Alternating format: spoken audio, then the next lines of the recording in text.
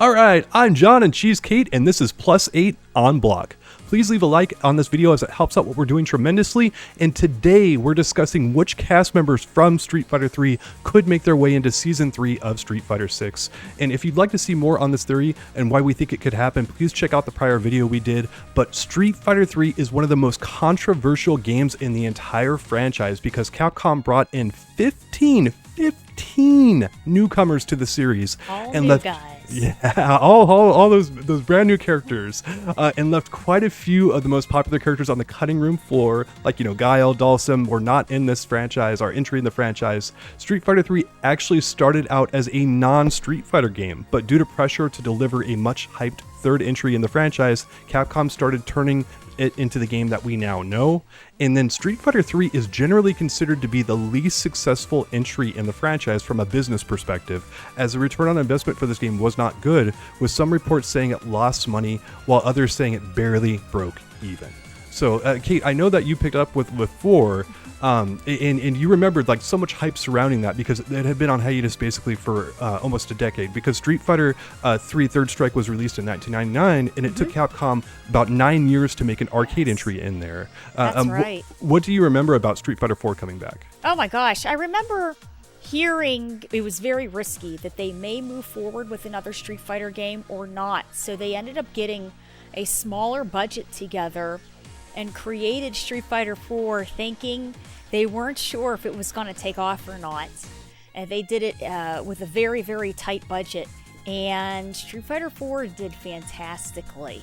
Yes. Yeah, one of the most successful games in the franchise, and I actually remember when they were going to recruit Seth Killian for it. Right. Seth, I think, was working as a professor or something, and they said, hey, we've got this game in the pipeline called Street Fighter 4, and we're wondering if you would like to come in and work on it, and that tradition of hiring people from the community and generally having that work out very well. But, of course, that was all preceded here by Street Fighter 3. And here's the thing about this game is it is aged like wine for a lot of people, as there are so many people in our community who feel it's the best game in the entire series, despite its lack of sales popularity compared to the other titles. And people who love this entry tend to be extremely passionate about it, and that transfers right over to the cast members who debuted in this title. The fans who love these characters, they're over the moon about them. And then as for why Street Fighter 3's cast members could be the main basis for a DLC for Season 3 of Street Fighter 6, this was the next game released to the masses after Street Fighter 4, and if Capcom follows suit for how things were done in Season 1, that means we could see 3 or 4 or maybe even more characters included from the Street Fighter 3 franchise. Right. And just to recap here, Season 1 was Street Fighter 5. That's official. That definitely happened. Season 2 could be Street Fighter 4. Season 3 would be 3, as we're talking about today. Then 4 would be Alpha. Then 5 would be Street Fighter 2, according to our long-running theory here. And if a potential Street Fighter 6, Season 6, I should say, happens, and they may even revisit Street Fighter 1, which, hey, that would be quite an interesting thing to talk about. But they very rarely go that far back with their DLC releases. It's much more common for them to hit the other games of the franchise. Right.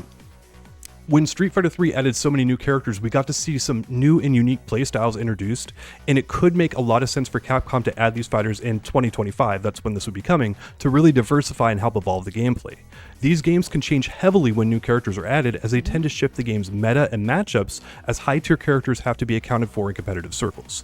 So for example, if your character is weak to dive kicks and someone like Yun is added to the game, that can have a dramatic impact on character usage in the tiers. Right. So ignoring strong characters is a recipe for disaster for competitive players, so when top tier fighters are added, the tradition that traditionally heavily impacts how the game is played, pretty much just across the board. So here we have it, we're going to get right into it. It's a rundown of the 15 fighters that were added to Street Fighter 3 and how they may shake out if they're included in Street Fighter 6 and Season 3, along with our picks of who we think should be in the DLC pack. So Kate, let's get started here with Yun. What do you have to say about him? Well, Yun, very interesting character.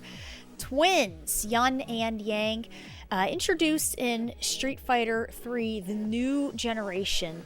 So, cool thing about Yun, because he is a twin with his brother Yang. Looking into this information, initially Yun and Yang were supposed to be in Street Fighter 2, the new challengers. Wow. I didn't know that. I didn't know that either. Yeah, and so introduced crazy. in Super Street Fighter 2, right? Yeah. Yes. Yeah. Yeah, who would have thought? Initially, the new challengers were supposed to be T-Hawk and Cammy, but then they wanted to have twin fighters come in with They also had said roughly the same body type. They came up with the concept of the twins, but then felt that DJ and Fei Long would be a better fit. So they brought DJ in, and then they took the concept of the twins and merged them together to make Fei Long. But Yun and Yang were added into Street Fighter 3 New Generation.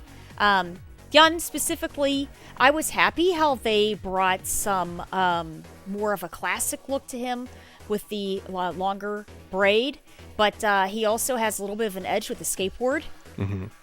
And then, it's good that they still kept the initial concept of the twins by adding Yang in with him. Mm-hmm. Yeah, I like how you said he has a bit of an edge.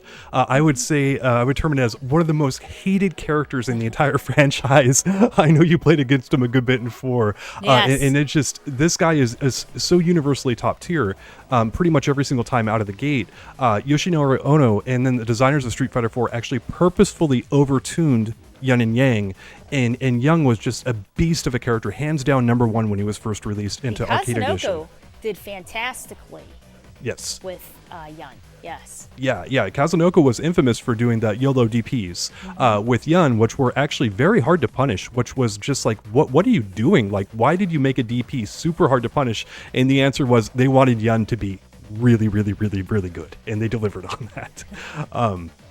He was actually so hated that one of the players who was playing him initially switched over because of negative feedback he received. That player, Cien, shout out to Versus Vortex with Mike Ross as well. He switched to Gin and won Evo 2 years later, Cien did, after switching off of Yun. So it just one of those interesting aspects that the feedback that players receive, like if your character is extremely hated, like that's going to get into your psyche a little bit unless you're kind of immune to that, right? Like have you ever felt some of the hate from playing some of your mains in the game, Kate? I'm starting to now. Yeah, it's definitely a factor.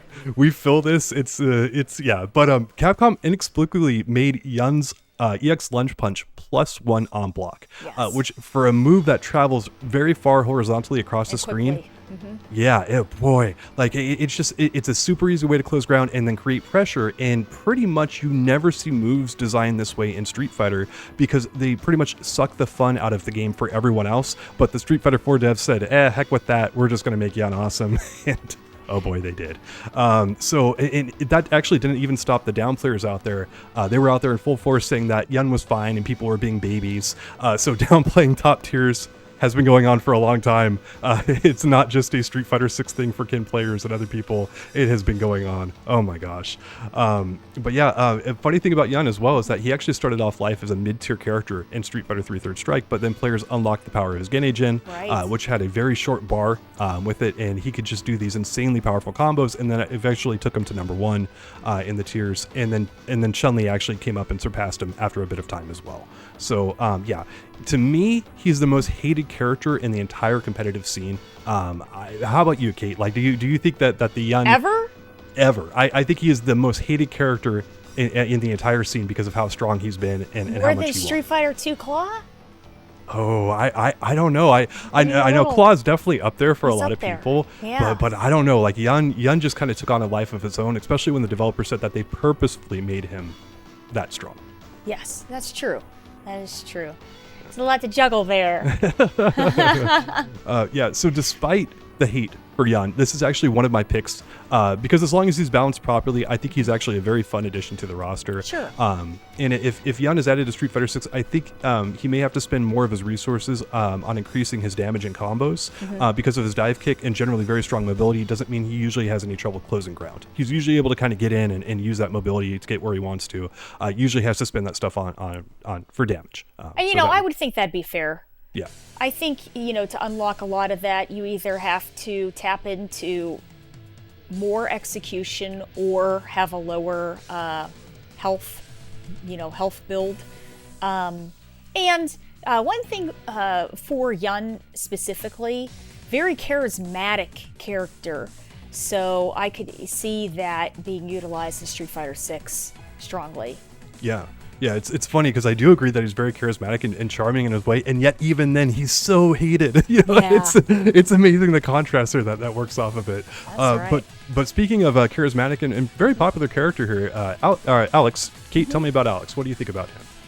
Alex introduced in Third Strike in the first game for the first generation, extremely well received. People were very hype Alex was put into the game. So much so, and this is crazy. I think Capcom had intuition when they brought Alex and created him into the game, because when they had him, and he's the protagonist of this series, they weren't even going to add Ryu and Ken into the game. But then they decided, you know what, we better bring some of our other stronger classic characters in. And, you know, we know Ryu and Ken have been, you know, very strong core and main characters of the Street Fighter series. Alex is considered the American Ryu, and generally his story is that he's trying to avenge his friend who ended up having a battle against Gil, and he lost. So he's going out to beat Gil, and he's going out to meet up with Ryu along the way. His build was off of Hulk Hogan, wrestling, you know, a huge thing around, you know, Third Strike time and everything. And they also had brought in a little bit of a rivalry with Hugo, Andre the Giant. You know, a fantastic exchange in the game with that. And I specifically remember for Street Fighter V, when they were announcing Alex being in Street Fighter V, he was received unbelievably well. There was a huge amount of hype for that, and he had a bit of a hard go in that game. And I believe the final season, he did phenomenally, and really Problem X made Alex shine. Yeah, it's Alex in Third Strike is generally considered to be the worst competitively viable character in the game, and that's saying something in a game that also has 12 and Sean in it. And then Alex is generally garbage tier for everyone but Capcom's internal developers, as they said that in-house this guy was #1 in Street Fighter V, even over Luke, which is one of the craziest statements we've ever heard from Capcom through the years. And we know it's pretty difficult to balance grapplers due to their robbery nature, so they tend to be either very strong or very weak. And Alex being reportedly #1 internally at Capcom during Street Fighter V is a big reason why we think that there's a player on the Battle Balance team who's extremely good with grapplers, and that may be why Lily ended up being so bad in the first season of Street Fighter VI. Right. Yeah. So and basically, if you've got someone who's just really good at steamrolling other players, a grappler is just going to be like a perfect mix for them. We know like a player like Combo Fiend, who was on the Street Fighter development team for a while, was very good with grappler characters, and basically got in there with like Armika and just kind of showed everyone what that character was about, you know, and like what you could do with her. But Alex generally does very big time damage, but he tends to lack in the normals and footsies department, is struggling to get in consistently. I used to play Alex quite a bit back in Third Strike. He's one of my picks to be included in Street Fighter 6. And I think if Alex is added to the game, he'd be based around a lot of OD moves, and he'd be very resource intensive to close ground, much like how he was in Street Fighter 3. I think that would be basically the way to kind of balance a character and let him get in and do that mega damage that he has. Right. You know, in a way, a good way for him to get in was his slashes. He would do a slash, be able to take half a step forward with that. And then, of course, his across-the-screen stomps that he had were just wild, you know, but we'll have to see. Yeah, and that good old crouching medium punch he had there where he just poked him and stuff. So, funny. Next up, we've got Q. Kate, tell me about Q. Q's first game was Third Strike, and the interesting thing about Q was he didn't have his own stage. Q was considered some sort of a cyborg life form. He had a look that is supposed to reference the classic monster, the Invisible Man. And his name is supposed to be referencing to James Bond. Oh. Yeah. Okay, interesting. I didn't know I thought that was very cool. Yeah. I thought that was very interesting. There's actually also with either Jan or Yang stage, there's like kind of James Bond like music that plays in that as well. So another homage there. So that makes sense. Right. Developers really love referencing pop culture, as you mentioned before, with Alex being like Hulk Hogan and Hugo being like Andre the Giant. They're really into the pop culture type of stuff. So that makes sense. Yeah, they are. So, so it's neat to see those concepts being utilized in the game itself. That was very neat. There's a theory that Vega Claw could be Q. I'm a little up in the air with it, because of some of his, rush punches and some of his, his grabs, things like that. G in Street Fighter V did have a DLC Q costume. G from Street Fighter V, considering that he had, if you looked at his face on the ready screen, he had gold moving all over his face. So I had a theory that he was a almost like a mercury liquid robot. Yeah, because you figure a gold is real malleable. So it could make some sense if he was some sort of a liquid gold robot. That actually correlates a little bit to a couple other characters we're going to get to here with Necro and 12, right. Where they've got a bit of that going on. So that's interesting. It might be another character that has something like that. Yeah, they do. And Vega in Street Fighter V also had the Q costume. So there were some stories of now that Vega has left Shadaloo and he's a bit of a free agent. He's a double agent for G, and because he is in the Q costume, he may be Q. Interesting. Yeah. Different. Yeah, we do know that Q and G definitely have some overlap that hasn't been documented by Capcom because, again, they share a lot of the same moves. But Q was a defensive powerhouse, while G was mostly known for playing offense and having great mix-up into his command grab. And again, a big thing here is that in this era, this esports era, is that characters generally need to have a lot of flash and a lot of pizzazz to them, basically. And I think that's how come Q did not come back and we got G instead, is that Capcom really wanted someone to basically have that flash, that esports pizzazz that we're looking for. So it made more sense to basically make a new character and branch it out from there. But because of this, I do wonder about Q's chances of returning, especially since we've already got several Street Fighter V cast members in Season 1 of the game. I don't think we're going to see G anytime soon, and then Q, I don't know. He's so popular. He's very popular among a lot of people. He is, as you alluded to, like being somewhat related to Vega. They're both murderers, right? They go around killing people and like spawn up in multiple areas and stuff like that. So there's quite a bit of overlap there. But I can't imagine that if Q is added to Street Fighter 6, that you would have quite a few armored attacks and very high damage if he's able to build up resources. Very similar to how he was in Street Fighter 3 Third Strike. I can see him playing out that way. So, I think it's far more likely that Q is added as some kind of boss character or only featured in the game's story mode, just because of how defensive his playstyle has been through the years. I don't necessarily think he's going to be in the game because of that reason, but I would not be opposed. He's so popular, and I definitely enjoy the character quite a bit. So. All right, moving on. Let's talk about Dudley. What do you got for Dudley? I like Dudley. Yeah, me too. He's fun. Dudley, first game, Street Fighter 3 New Generation. He's supposed to be a dandy, classy boxer. His father ended up losing his Jaguar. It was sold, and the Jaguar was bought by Gil.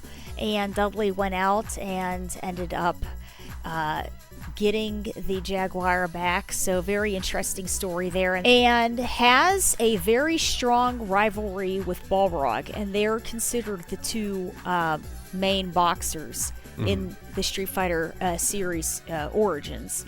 One thing that Dudley really excels at is speed, and when I think of fantastic Dudley players, especially Street Fighter 4 Dudley players, I always think of Smug. Yes. What he played that character so phenomenally and showcased that character. He was a showman in his combos and pressure and throwing the rows with the setups, just fantastic stuff. And, in general, Dudley, a very interesting and original, very cool character. I'd like to see him back in the game. Yeah, it's funny that you mentioned Smug there, because he used Dudley at such a high level. He developed a really big fan following for himself that even to this very day, people are talking about him playing this character, which is just so cool. And Dudley is very much a pure style, high execution, very flashy character who typically very much showcases a player's skill. And his high-low game can be extremely difficult to block, but to land the big damage, converting off those attacks often requires frame-perfect timing. So as we talked about in another video, this guy also sips tea, prunes bushes, and opens up letters with his boxing gloves on. That makes him amazing, right? That are just the hallmarks of a great character design. But getting back to his damage here, this is a highly explosive character with that deceptive high-low game, but he's generally well thought of, even though for having the high damage, because in the competitive scene, if you can see a player's skill, and that it is required at a very high level to unlock that, most people seem to be okay with that. It's really where you get the very high-end damage for not much skill that people kind of get upset about it. Right. And Dudley is basically the opposite of that. And again, just Smug putting him, he was not a great character in 4, but Smug put him on the map for a lot of people. And then that legacy basically lives on here. So big shout outs to people who take these kind of underutilized characters and put them in the forefront, because boy, you can really put yourself in a good spot in the community by doing that. Oh, absolutely. Absolutely. So I think if Dudley is added to Street Fighter 6, we'll see some wild stuff with his drive rush and a lot of cancel and juggle combos with drive rush as well to get big damage. And this is absolutely one of my favorite picks to be added into Street Fighter 6. I know you've got Dudley here as well. You've got Alex as well that we mentioned. But and I know that Dream King would be over the moon if they added this character into the game, because it's his favorite overall character in the franchise. Oh, good. Very good. Okay. So really hoping for Dudley here. So, but next up, we've got Ibuki. Kate, tell me about Ibuki. Oh, Ibuki. Here we go. So Street Fighter 3, the new generation. She is a high school girl, and she lives in a very remote village, and she was being trained how to be a ninja. She accesses full screen mobility. She's extremely quick. She basically wants a normal teenager life, but she still goes to all of her classes and everything, and then she'll escape every once in a while to join, a fighting tournament or whatever it is. She has an interest in, thinking boys are cute and dating boys, and she's got friends with Karine and Sakura and Rainbow Mika. Mm-hmm.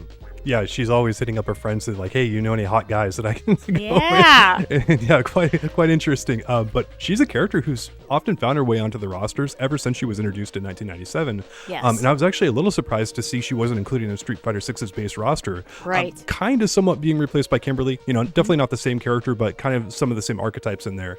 But as you mentioned, she's a ninja, and so she's a deception and mix-up monster. And when she puts you in Okazemi situations, basically scoring a knockdown where she has advantage, you generally have to guess your way out of that situation, or you're going to eat some damage. And her damage can be a very big point of contention because this is a character when she gets you locked down, she can just, for large portions of the match, if she's able to do that and her damage is too high, she tends to dominate, as we saw through parts of Street Fighter V with the aforementioned Kazunoko and a few other players. And she actually had a pretty notorious bug, which may have been a one-off instance in an online match where a Guile player beat her, but Ibuki was still credited with the win in Street Fighter 4. And we reported on this more than a decade ago. And then people in our comments joked that exactly what Guile deserved back then. The Guile hate was still strong back then. Basically, she's a ninja stealing wins, and yeah, that's she's living up to her character even then, right? But if she's added to Street Fighter 6, I could see her having to use Drive Gauge to replenish her kunais. Or ninja daggers, but generally playing pretty close to how she did in the prior game. And this is a hardcore mix-up and robbery character who has plenty of fans, so that's why I picked her for my list. Of all the Street Fighter 3 cast members, I think her odds are pretty darn good at returning here in Season 3, considering she's been in the last 3 mainline games. I think so too. The interesting thing about Ibuki is compared to Guy, or even Zeku at that point. Zeku and Guy are basically combined in the spirit of Kimberly. Mm-hmm. So Kimberly has taken that Bushin group and that's hers now. So I really feel Ibuki is going to have a very strong opportunity to join in and be hanging out with Kimberly in 6. There you go. Yeah, it's it would be really surprising if she doesn't come back, because she's almost always there, kind of thing. And I'm wondering if she's so popular, Capcom figured just like, hey, let's make her DLC. Something else that's very cool about Ibuki is the startup intro screen of Super Street Fighter 4. She's seen there with a raccoon, and she had tons of DLC costumes, and a lot of her DLC costumes had raccoon tails or just referenced raccoons in general. There's also a tie to other characters being tied into raccoons also. Mario in Super Mario Brothers 3. So raccoons, or they're called yokai, which are just, spirits or things that, do have access to basically magic. So considering that this is tied into Ibuki and she's considered, a stealth ninja, that's something that's very cool. Yeah, it would also explain the bug that happened in Street Fighter 4. She can do magic and still wins. Well, there you go. Yeah, that's right. That's right. All right, moving on here. Next, we've got Urien. And yeah, this is a very popular character in competitive circles. Kate, what do you think about this character? Urien introduced in Second Impact, and he and his brother were born into a secret society. A lot of the people had been brought into the secret society or joined into it, but they were born into it. Urien is considered a bit of a jerk. He's pretty mean, but he and his brother's physique are built on a Greco-Roman marble statues. And he has the ability to control metal. Supposedly, some of the core build of Urien is going to be tied to Christianity. Yeah. Some ties to Judas, actually, where Gil has some ties to Jesus. And he also has some ties to the Roman gods. Yeah, it's interesting because much like Jesus and Judas Iscariot's relationship, Urien is actually trying to overthrow Gil and take his spot, and betray him, basically. And that's actually his nickname. Urien's nickname is the Treacherous Disciple, which is another allusion to that. So it's very much intended by Capcom for that to be a thing. Urien isn't usually top tier, but he's very often near the high tier, which draws a lot of players into to utilize his advantages. And he's heavily defined by the Aegis Reflector. This is a character who really puts you in a difficult to block scenario, and generally has very good mobility for a larger character due to his moveset. But the trade-off here is he often gets quite a few complaints about being a just do it character because his moves are often safe or have very little recovery. Right. So Capcom has to oftentimes tone him down, especially after he's released, because he can just be so dominating in the competitive circles. But that also, again, fits his personality, as you were mentioning, a very wild and domineering tyrant personality, a truly evil bad guy in the Street Fighter franchise. Yes. But I actually could once again see Urien being based around his OD meter usage if he's added to Street Fighter 6, using those moves to get in and set up his offensive barrages, basically. That's kind of what he's known for, just to get up close, and then, oh boy, those Aegis Reflectors, those things are so hard to block, so difficult. They are. But you throw in parry in this game, and maybe they're not so bad, but yes, could be quite interesting on how he's utilized in this game. And building upon that, I remember in Street Fighter V when they brought in Urien, and for a big chunk of the seasons, he was extremely strong. I'll never forget how many times I would get a Urien on hard knockdown, and then he would wake up with EX headbutt. And I'm going, wait a minute here, it's my turn. Why are you doing this? And I remember when they nerfed Akuma and Takedo went over to Urien, and Takedo and Nemo playing Urien, and they were both doing very, very well with him until that final season, Urien got the big nerf. Yeah, it's a Urien's EX headbutt. Like you could bait it by doing a quick, like light normal. But if he got it from the right ranges, it was really hard to punish him, as you were alluding to there. And he just had so much stuff that he could set up and do very well. He was a crazy character for a short period of time, especially I think it was season 2. And then Capcom regulated him. But as you mentioned, Tokido went over to him, so he was never ever that bad. Right. If Tokido's playing you, you're probably a pretty darn good character. Yeah. Next up, we've got Yang. Tell me about Yang, Kate. Okay, so Yang is the opposite twin of Yun. He's actually the older twin brother, and of course, both twins came through in the new generation Street Fighter 3. Yun, the opposite of Yun Yang, is the introvert. So he's going to be a little bit more quiet. He has the shorter hairstyle. Both characters utilize a bit of kung fu. Yang actually tends to often play second fiddle to his brother. While they have very similar movesets, Yang tends to do less damage and require higher execution to play, and as such, he ends up being lower tier in pretty much every game they've been featured in. And Yang's primary attack is the Mantis Slashes, which are basically Fei Long's Rekka attacks. But he also has the dive kick, palm, and other things that Yun has as well. But a big problem that often comes up for Yang players is why play him when Yun is so often the better version of a similar character. Right. And you could also make the case that with Jamie in the game, perhaps there isn't a lot of room for Yang because maybe there's too much overlap in their movesets. So yeah, if Yun is added and not Yang, it would be the first time the twins have ever been broken up in a mainline Street Fighter game. He's an interesting character, but I don't know if he stands enough on his own. And if they're limiting how many DLC characters they could bring in, which, might even be just like 3 or 4, I don't know if Yang is going to be able to take up a spot here in this. How about you? Do you think that Yang could make it in without his brother? I'd feel bad if they were split up, but Jamie being there is... I have a feeling Jamie is reserving a spot. Yeah. If Yang is added to Street Fighter 6, just hypothetically, he would probably once again be heavily focused on his Mantis Slashes and needing to play heavy footsies to get wins. But his brother can seemingly throw spaghetti at the wall and have it stick in most instances. And so I don't see a great case for Yang here. Although he does have a number of people in the community who regularly play him, he pales in comparison to his brother. And so I think it is time to break up the twins finally and move on. But yes. All right, next up, we've got Makoto.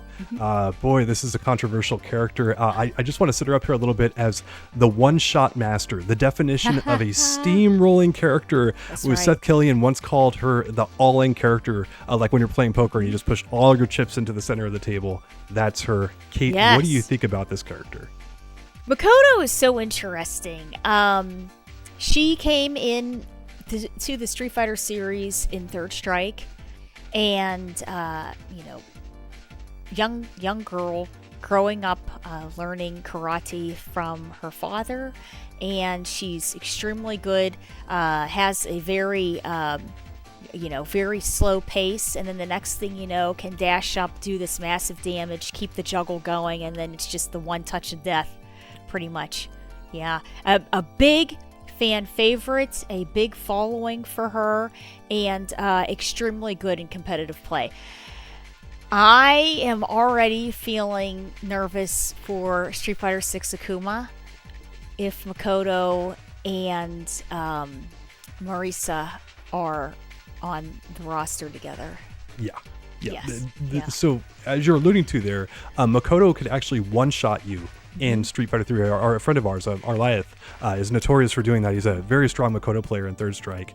And Makoto was actually added to that game because of how boring it was considered to be by the community. So Capcom actually sought to add a highly flashy and very volatile character into the mix with her, and that very much worked out. And as you said, she's very popular and ended up near the top of the polls that Capcom ran during Street Fighter V's lifespan.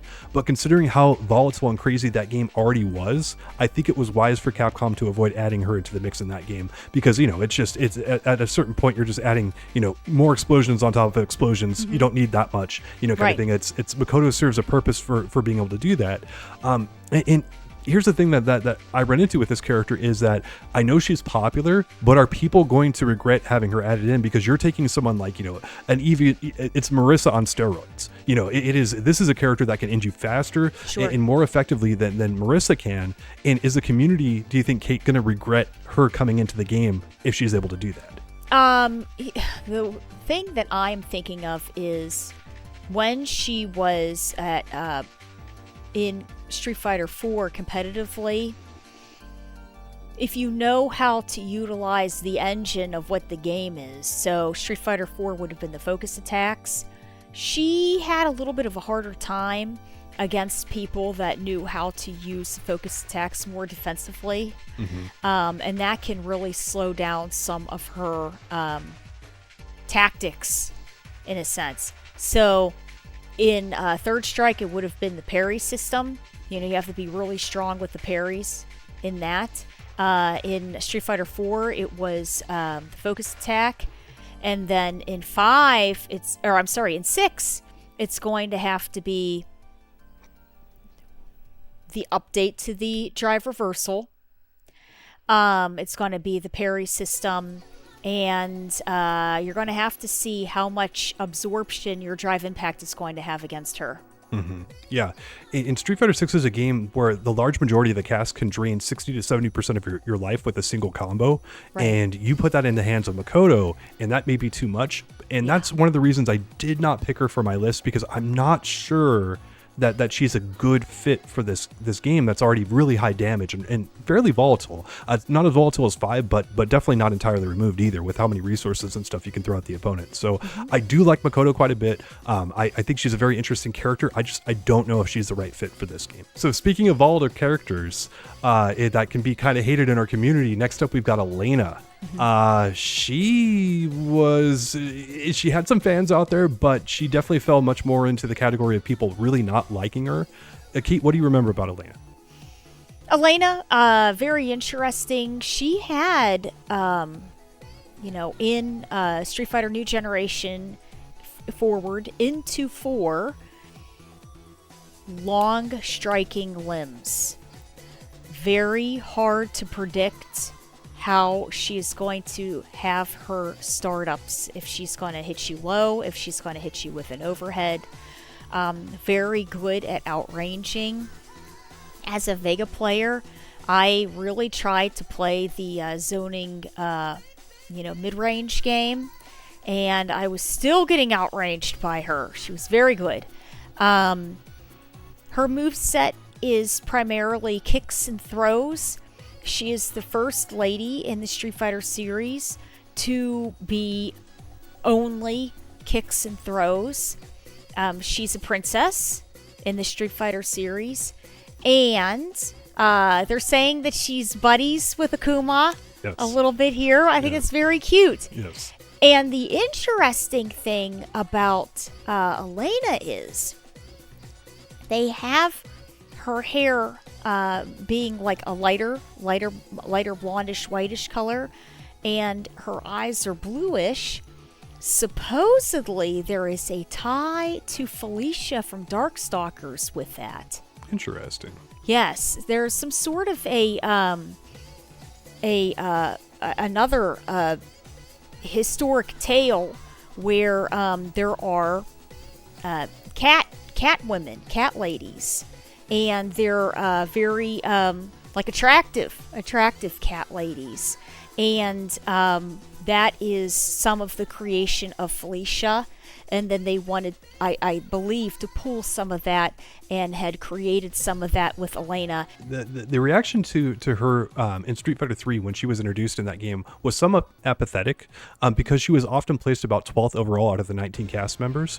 And that changed heavily when she was added to Street Fighter 4 and possibly had one of the worst design decisions implemented along with her.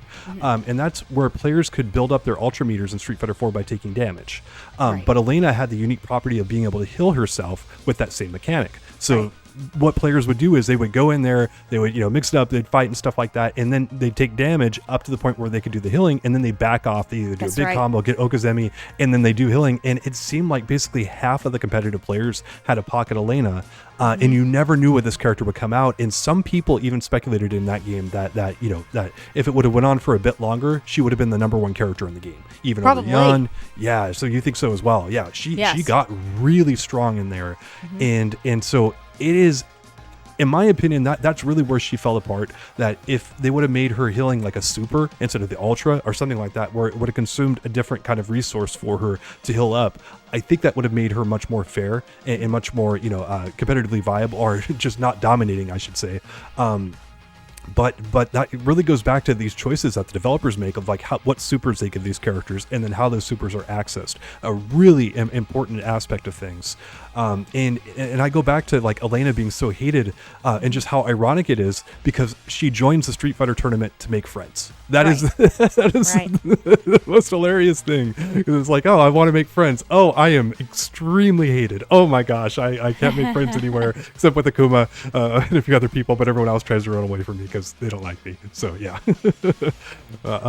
I will mention that in Street Fighter 6, I could see her healing being like her level 3 or level 2, locking in behind a much better system than the Ultras.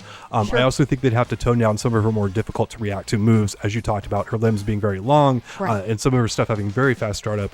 But also at that point, you might have a very low tier character. So I'm unsure of how the developers could go about balancing her properly, because her moveset is capoeira. Yeah. And it seems kind of all or nothing. Like, can you balance it and make it interesting and still make her competitively viable? I don't know. That's one of the reasons how come I didn't include Elena on my list. Even though I think she's an interesting character, I really worry that developers would struggle to balance her properly. So Hugo, originally originating from Capcom's Final Fight series, and he came into the Street Fighter side of things during Second Impact. You would see Hugo dancing around with Poison off and on. Hugo initially built off of pro wrestling once again. A pro wrestler, ideally ties to Andre the Giant. And, it's funny because he'll do this sort of like Twitch kind of thing. And nobody knows why he does that. That's interesting. That's still a myth that's out there. Yes. But supposedly he's a massive character. He's huge. He's the first big body in the Street Fighter franchise, and they're trying to say that he's the big body heavy hitter and not too bright. Yes. There was a fantastic intro animation for Hugo idolizing Andre the Giant, and then Alex, who was idolizing Hulk Hogan. So very, very cool intro. Yeah, as you mentioned, he was formerly the largest Street Fighter character before they added Abigail into Street Fighter V. Right.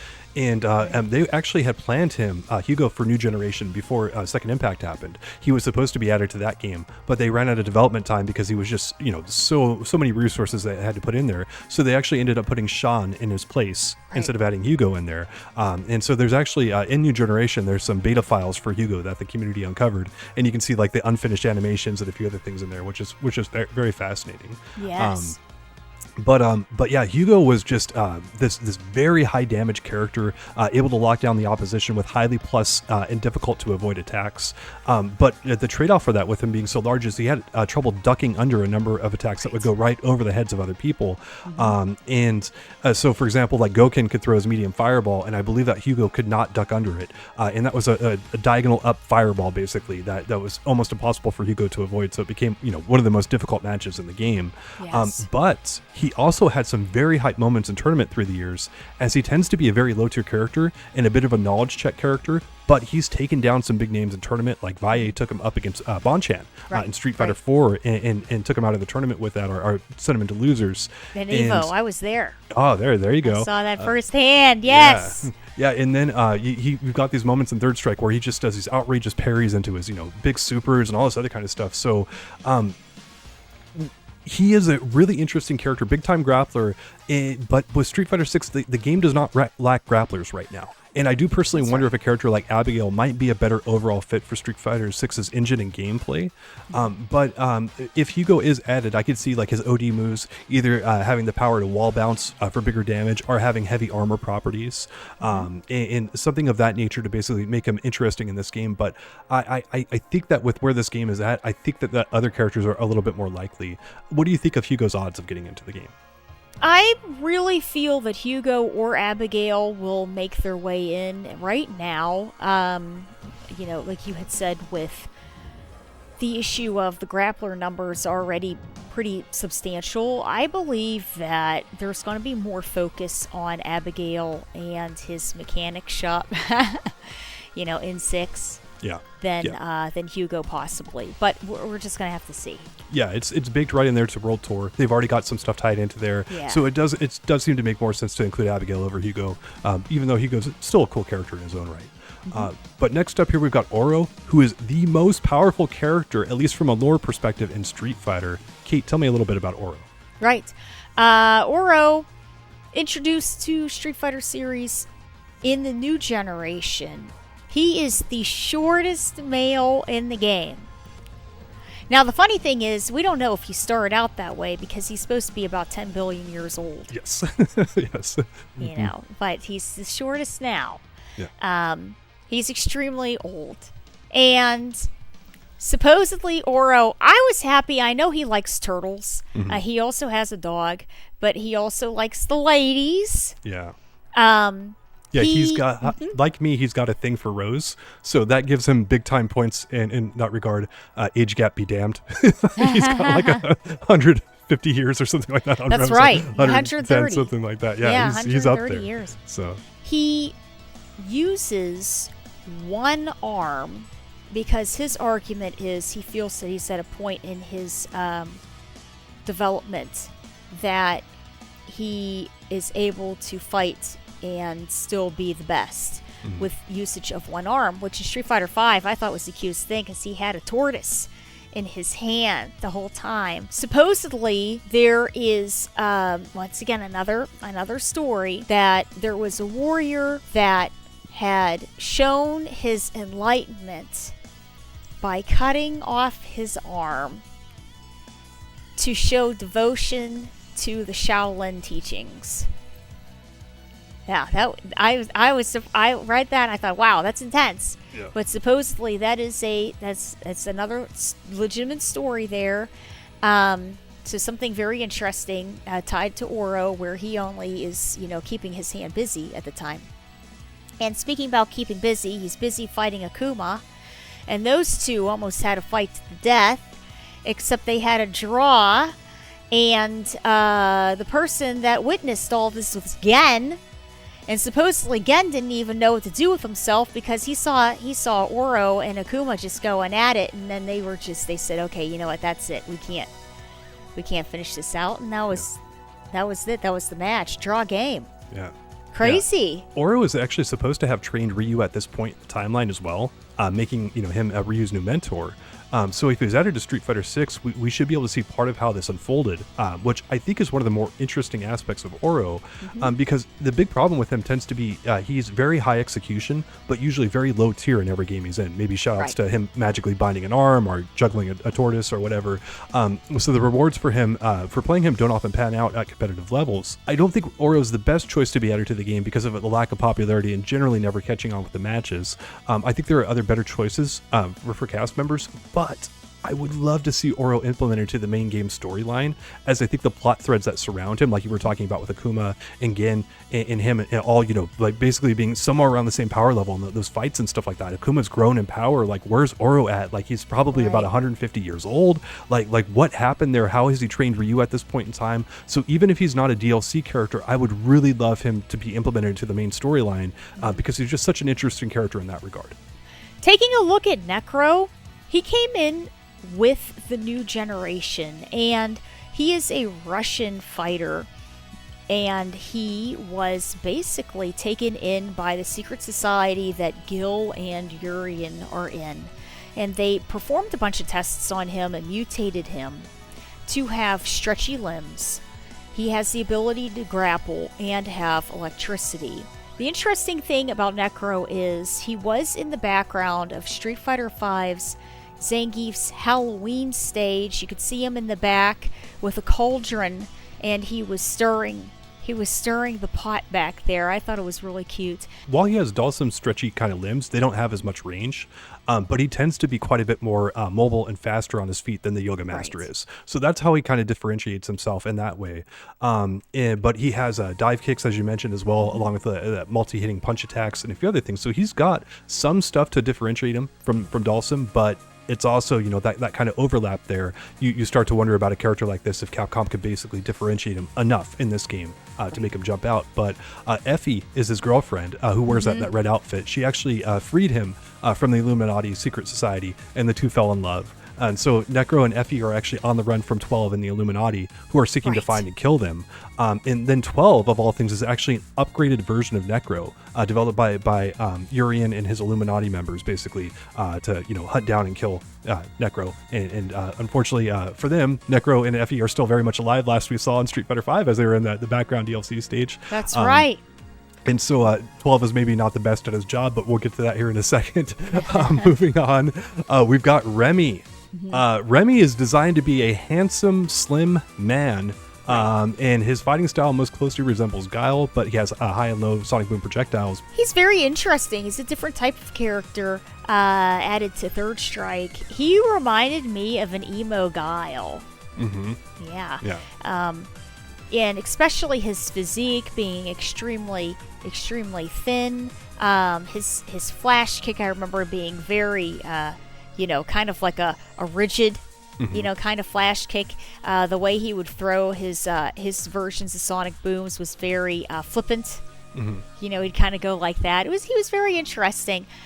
Supposedly, they were saying that he does hold grudges and has a hostility to other characters in the game. He says that he hates everything he sees, and he has a very cynical and pessimistic personality. Right. And he and his sister were abandoned by their father, which causes his sister to pass away. And he actually preserves his sister in a block of ice near France, where he's from. And that is generally the only person he has any kind of positive opinion about.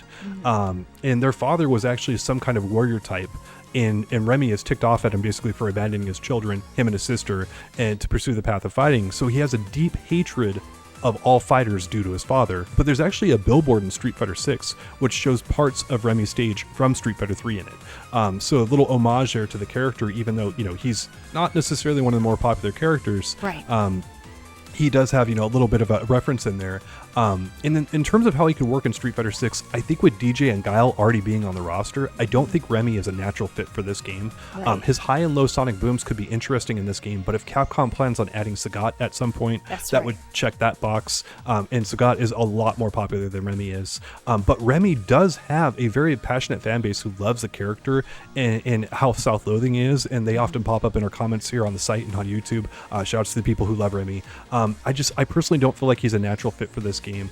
Kate, do you think that Remy's odds are getting in are good, or where would you put it at? I think that he would have to have a strong tie into the storyline.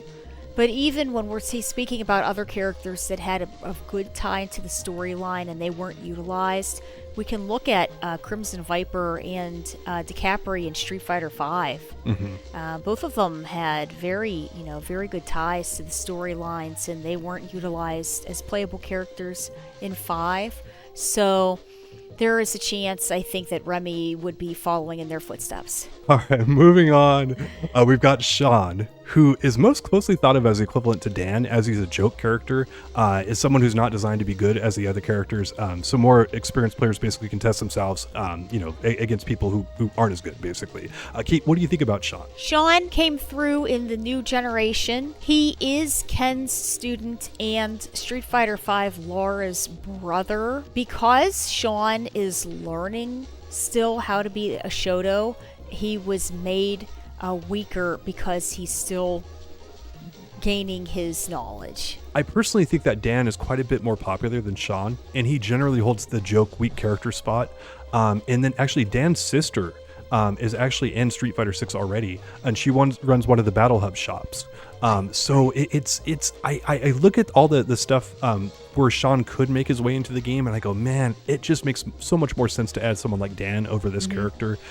Sean was a last-minute throw-in into New Generation, as we talked about before. That Hugo, they tried to get him in the game and just weren't able to do it, and so they basically made another Shoto kind of character, and that's Sean, and explained his weakness by making him Kin's student, all that kind of stuff. And shockingly enough, he was actually pretty darn good in Second Impact, but his power level was brought down tremendously in Third Strike, and he's generally regarded as one of the worst characters, if not the overall worst character in that game. Right. But if Sean is added to Street Fighter 6, I could see them trying to differentiate the character by doing something more with his basketball attacks. Maybe as a way of creating some spacing traps, like, with Dudley's Rose or something like that. Something akin to that, offering some ways to get in safely. Because his basketball was a taunt in Street Fighter 3, so making it a special move and using it as a way of closing ground could maybe help him reinvent some of his lackluster moveset. But boy, it's Sean is a hard sell for me. It's like when you got a character as iconic and awesome as Dan, it's kind of hard to throw in another joke character like Sean, if you ask me. I think if they put Sean in the game, I think he actually has a pretty good shot of making it into 6. The reason why is because in the Metro City, they do have a section where it's called Parry the Basketball.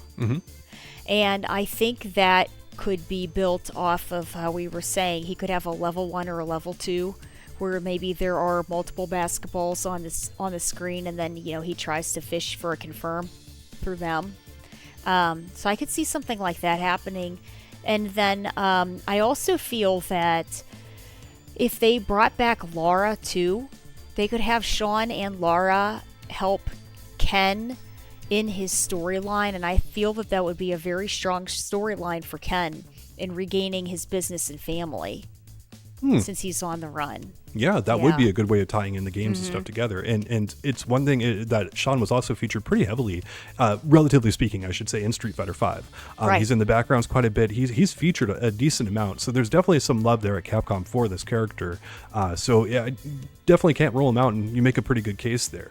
So last but not least, or maybe least, we've got 12. And he is billed as the ultimate weapon by the Illuminati. But 12 is anything but that in Third Strike, as he's very much a weak character. Some people have him lower than Sean. Some people have him a little bit above him. Generally one of the worst characters in that game.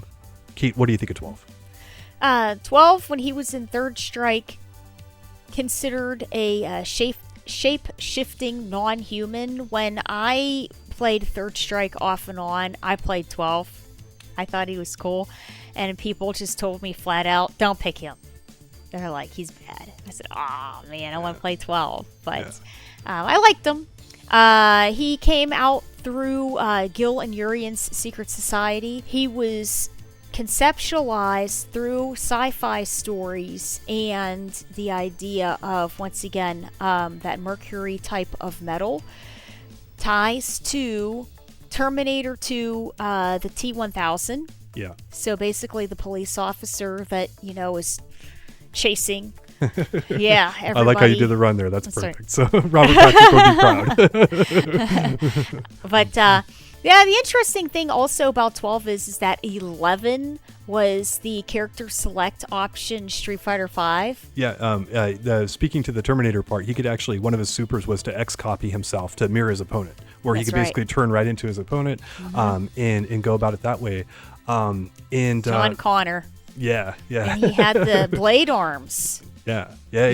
He was able to do all that kind of stuff. Like he would basically change his limbs into weapons that were ideal for whatever scenario to hunt people down. Right. But how ideal, we don't know, because 12's actually his main job is to hunt down Necro and Effie, who were, as far as we know, are both alive and well. And if 12 was more like Q, I think both those characters would be dead by now, because Q is actually very effective at what he does. 12 not so much. And then 12 is actually the next version, as I mentioned before, of Necro. And so he's an interesting character that really struggled to keep up with the rest of the cast damage-wise in Third Strike. And I kind of wonder if there's a good spot for him in this game, unless they reinvent his moveset. because his moveset I don't think was compelling enough in that game, probably just mostly because of the damage, but the range on it felt lacking. He really didn't feel like he had tools to compete in Third Strike, and I think they would pretty much have to reinvent the character a decent bit. I don't know if they could keep too many of his moves going forward, and so that to me kind of speaks to, like, I think he's more of like a story type of character and not necessarily a playable character. But Right. So that's it. That's everyone on our list. Kate, tell me really quickly who your picks are, and I will run mine down for everyone. Right now, I'm thinking Alex, Dudley, Makoto, and Elena. Yeah, and I have Dudley, Ibuki, Jon, and Alex. So a good amount of overlap there with a few of our characters. And we're definitely curious who everyone would like to see. So please leave a comment below with the characters you'd like to see. And please, again, like the video. We very much appreciate it. And that is going to wrap us up for this episode of Jon and Kate +8 on Block.